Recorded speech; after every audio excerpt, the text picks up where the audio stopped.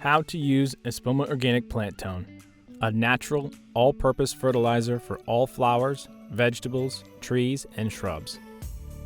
For garden beds, apply 4 pounds per 100 square feet and work it into the top 4 inches of soil.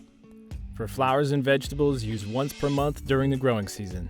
For trees and shrubs, use Plant-tone in the spring and late fall. For shrubs, use 1 cup per foot of drip line diameter. Sprinkle evenly around the shrub. Or for trees, use 3 cups per inch of trunk diameter. Always water thoroughly after application. Sprinkle up to 1 cup of Plant-tone per plant for flowers and vegetables.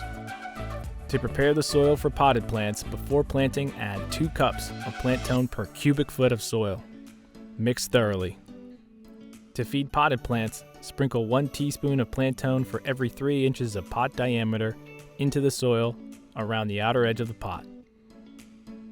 Water thoroughly. Repeat monthly. Espoma, organic from the beginning.